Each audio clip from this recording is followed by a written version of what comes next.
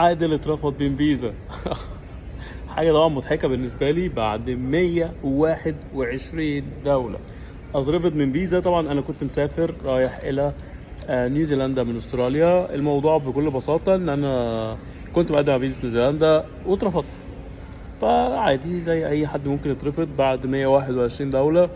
الفكرة مش في الرفض، الفكرة بس انا طالع اعمل الفيديو ده او اقول الريل ده للناس اللي بتترفض عشان مش واثقين ان هم يرجعوا، يعرفوا ان ده اصلا سبب عبيط جدا. يعني سبب، هو سبب لازم يكتبوه، يعني لايا كانت السفارة هم بيعملوا ده. فانا كنت مقدم على فيزا نيوزيلندا، من اصعب الابلكيشنز اللي انا شفتها في حياتي وارخمهم على الاطلاق.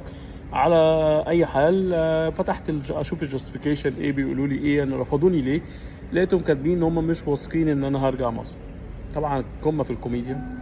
خصوصا انا انا بعمل فيديو حاليا وانا في استراليا، يعني انا عامل حسابي لاخر ثانيه ان انا هيجي لي الفيزا وهطلع من هنا على نيوزيلندا.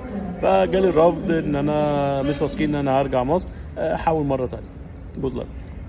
فما تزعلوش يا جماعه الناس اللي بتترفض من ايا كان، اوروبا، امريكا، بريطانيا، ايا كانت الفيزا، لما بيرفضوك عشان مش واثقين ان انتوا هترجعوا، كل ده كان فاضي. ناس حساباتها كويسه، ناس فلوسها كويسه، ناس مرتباتها كويسه، ناس كل حاجه كويسه، عايزين ايه اكتر من كده؟ يعني اكتر من كده اعمل ايه طيب؟